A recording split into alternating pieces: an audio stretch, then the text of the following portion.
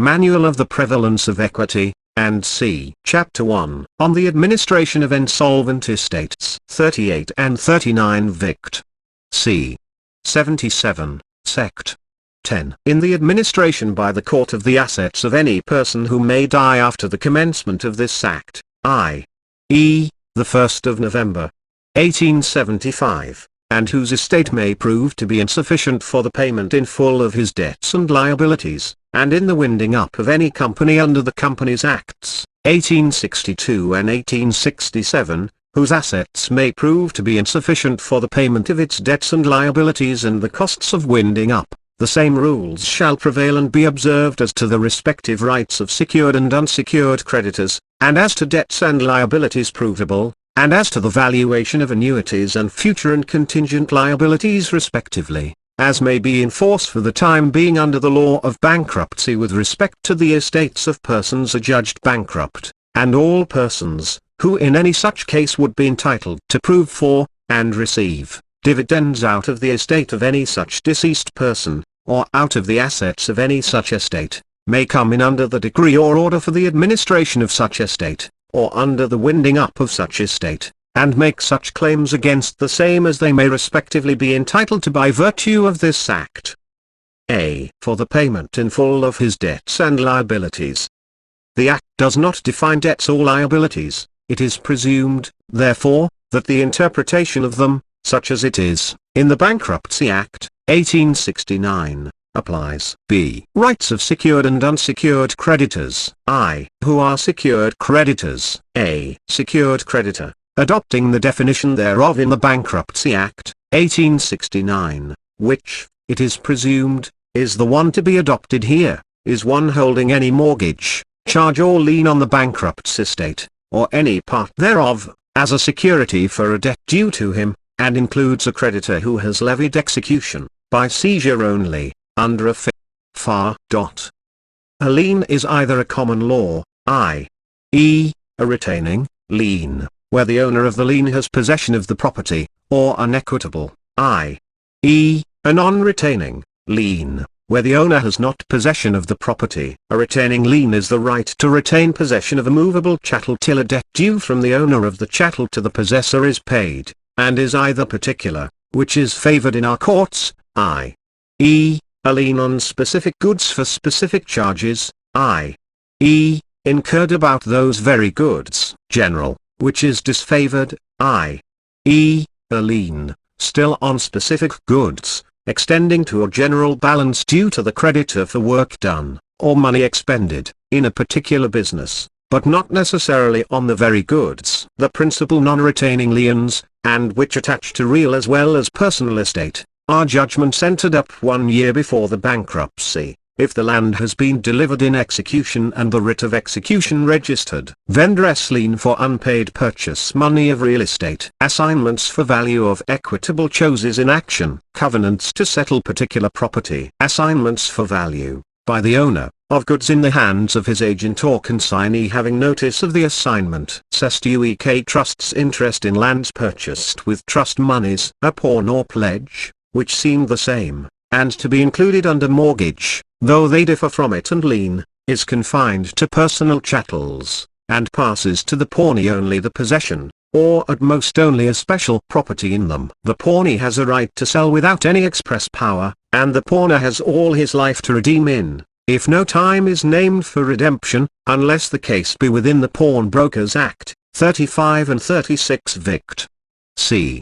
93. 2. Rights of secured creditors. 1. Under the Bankruptcy Act, 1869, they may realize their security out of court, if they have a power of sale. 2. They may otherwise deal with their security, and have their remedies, as before the Act e.g., if mortgagees, ejectment, foreclosure, tacking, marshalling, consolidation. Tacking, e.g., a puisne mortgagee without notice getting in a prior legal mortgage, and vice versa, may squeeze out mezzanine encumbrances. Marshalling, as where A has a security on Whiteacre, and B on Whiteacre and on Blackacre, A may throw B on Blackacre only. Consolidation, often, but wrongly confounded with tacking. For example, a mortgagor, and those claiming under him, cannot redeem one of two mortgages, legal or equitable, from him, meeting in the same mortgagee, without the other. 3. They may give up their security, and prove for the whole debt. 2. The word specific in sect 40 is not defined, and seems not to carry the matter further, and to have crept into the act per incuriam. Every secured creditor is specifically secured. 4. They may, after realizing, or giving credit for the value of, their security, have a dividend for the balance in the manner and at the time prescribed, i.e., by the general bankruptcy rules. V. They may rest, or rely, on their securities, i.e., do nothing, unless the trustee in bankruptcy redeem them, as he may, before realization, at the value at which, if proceeding afterwards to proof, as they may, for the balance due to them after deducting such value, they must have estimated them. In this case they must pay over to the trustee, on a subsequent realization, any surplus beyond, but may not increase proof for any deficiency below, such estimated value. Vi. They may apply to the Court of Bankruptcy to realize the security, and prove as creditors for the deficiency which it fails to realize, and receive dividends on such deficiency, ratably with the other creditors, not disturbing former dividends.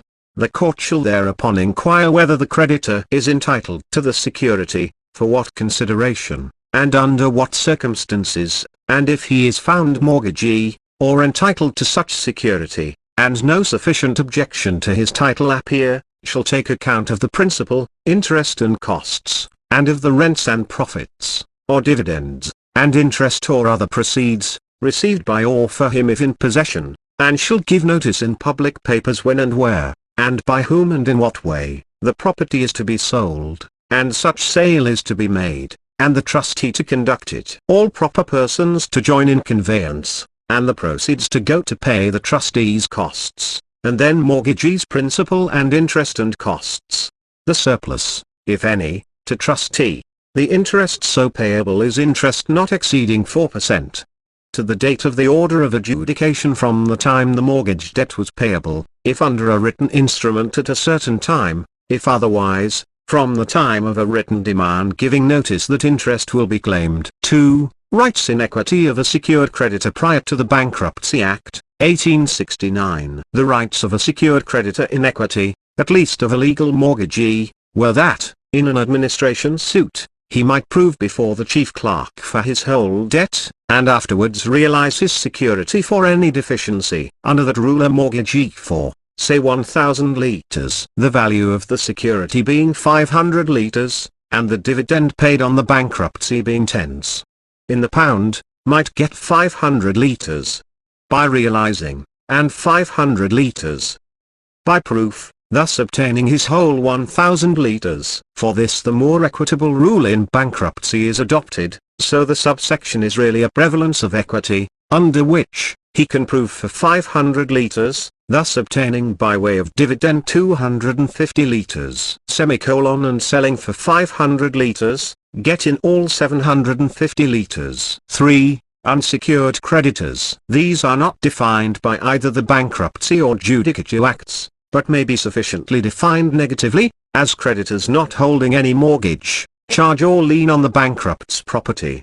Unsecured debts, unless preferential ones, are paid in bankruptcy pari passu. Preferential debts, which are paid in full before any others are paid in part, but abate inter se, are, 1 year's arrears of assessed taxes to April 5 before the adjudication order, including land, property and income tax, not exceeding 1 year's assessment. 2. Parochial and other local rates wheat and within 12 months of order of adjudication. 3. 4 months' wages or salaries, not exceeding 50 litres, to clerks and servants. 4. 2 months' wages of any labourers or workmen. Rent for 1 year prior to the order of adjudication. The remedy for rent is distress, and proof for any overplus for which the distress is not available. C. And as to debts and liabilities provable, the provisions of the Bankruptcy Act, 1869, on the points as to which the subsection here refers as to it,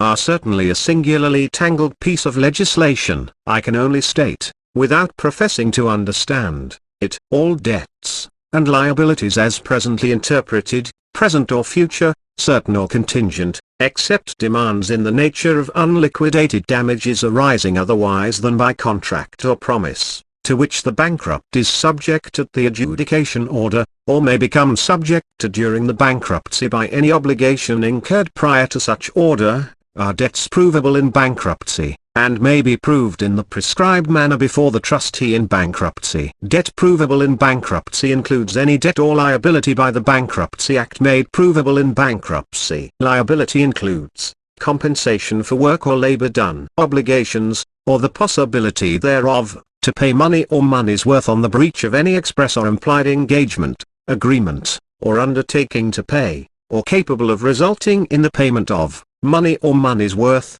whether such payment be, as respects amount, fixed or unliquidated, as respects time, present or future, certain or dependent on any contingency or contingencies, as to mode of valuation, capable of being ascertained by fixed rules, or assessable only by a jury or as matter of opinion. As debts and liabilities provable are either the rights of secured or of unsecured creditors, it does not seem easy to see any difference between the two sets of expressions. D. As to the valuation of annuities, annuities, if they are not debts, as they are said not to be, save as to their arrears, unless secured by bond, would seem to be comprised, if at all, under the large but loose interpretation of liabilities given above. The Lord Chancellor, with the advice of the Chief Judge, may make general rules as to the valuing of any debts provable in a bankruptcy. No such rules have yet, 1876, been made, and until such is the case it may be contended that the old principles,